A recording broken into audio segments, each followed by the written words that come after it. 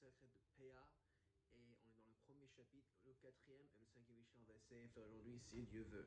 So là, on va apprendre que quand on dit que PA, que tu laisseras un peu de le coin de ton champ qui est pas qui est récolté, tu le laisserais pour les pauvres. C'est pas applicable à n'importe quel de fruits ou de légumes. C'est applicable à un sorte de produit qui va avoir ces 5 qualifications. C'est quoi? Klal Amou PA. Il y a une règle qu'on a dit par rapport à PA. Kol Shu Ochel, tout ce qui est tout ce qui est la bouffe, normalement c'est manger. Par exemple, des fois tu as des herbes qui poussent et ils sont pas faits exprès pour la bouffe, pour manger, même si tu peux les manger, mais la fonction primaire pour ces herbes, c'est pour faire des teintures et que tu peux seulement manger dans un cas de. Vraiment, c'est stressant, un cas d'emergency.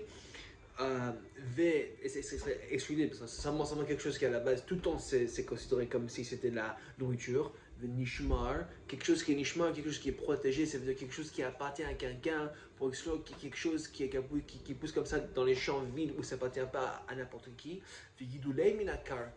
Et aussi il faut quelque chose qui poussera de la terre pour exclure quelque chose qui pousse environ de l'air par exemple. Par exemple les champignons, même si on croit que c'est un légume parce que ça pousse de la terre, la vérité c'est pas, ça prend pas ces nutriments de la terre, ça les prend de l'air et de la moisissure, la humidité. Et c'est pas vraiment un légume tout à fait dire que ça serait pousserait de la terre. Ou le kitato kerad aussi. On dit que pour être un produit qui est obligé dans la mitzvah de PA, il faut que ce soit, quand tu fasses la récolte, il faut qu'il y a que tous tu les fais en même temps. C'est pas une sorte de fruit, par exemple. L'exemple là, c'est comme une figue, par exemple. Tous les fruits ne vont pas se devenir mûrs en même temps. Alors tu vas prendre le tour. Genre, tu vas faire la moitié de la récolte.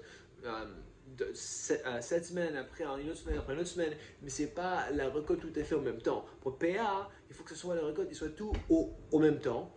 Ou machnisu le kiou. Et aussi, il faut que ce serait quelque chose que tu peux le mettre dans dans le storehouse. Par exemple, tu peux le garder pendant longtemps, par exemple, comme des graines ou des légumes secs, que ça se garde. Mais ça exclut beaucoup de légumes qui sont plus ou moins des produits frais, que si tu ne les manges pas dans les 2 ou 3 semaines qui sont là devant toi, ils vont commencer à pourrir. Alors ça s'exclut.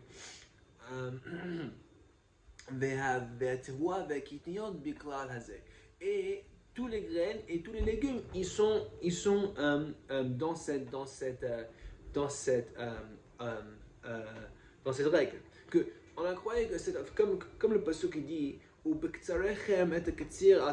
tu vas cueillir la récolte de ta terre, sûrement on veut dire tout le temps dans n'importe quelle situation, les graines et les légumes qui sont plus ou moins secs, il y a ces qualifications. Mais il dit la Mishnah ici que même ces trucs-là, il faut qu'il y aurait tous ces 5 qualifications. Et c'est pas tout à fait. C'est normal que ce serait comme ça, obligé dans la méthode de PA s'il n'y avait pas ces 6 ou ces 5 conditions. Ok. Ensuite, la Mishnah passe à la cinquième Mishnah. On va discuter quels sont les arbres qui sont obligés dans le PA. D'abord, on commence juste que cette liste, ce n'est pas une liste exhaustive. Il y a plusieurs d'autres arbres qui sont évidemment obligés de laisser pour le PA. Juste ici, la Mishnah nous donne quelques exemples de ces arbres qui vont avoir tous les 5 conditions qu'on vient de voir. Que c'est la nourriture, que ça appartient à quelqu'un et ça pousse de la terre et que tu le récoltes comme tout en même temps et que tu peux le garder pendant longtemps dans le storage. Vous avez ici, ok, Oveilan, ça c'est les arbres qui sont obligés dans le PA. Haog, le hog, en anglais on dit ça, c'est le sumac.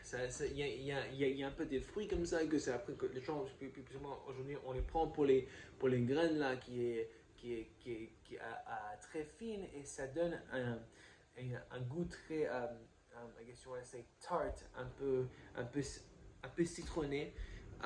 Cet arbre, elle est obligé dans la paix parce qu'il y a les 5 conditions.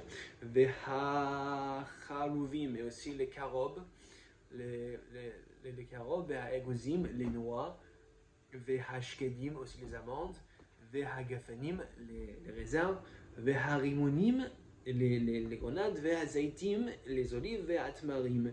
Et aussi les tmarim chayavim bepea. Tout ça, ils sont obligés dans la paix. Si tu me demandes, bah aussi, regarde, il y a presque tous les fruits d'Israël, sauf la figue. On dit pourquoi la figue n'est pas ici, parce qu'elle n'a pas tous les 5 conditions, parce qu'elle n'est pas cueillie tout au même temps. Parce que souvent, il y a les figues qui sont devenues plus mûres avant que les autres. Chazak U'Baruch tout le monde et Yom Tov.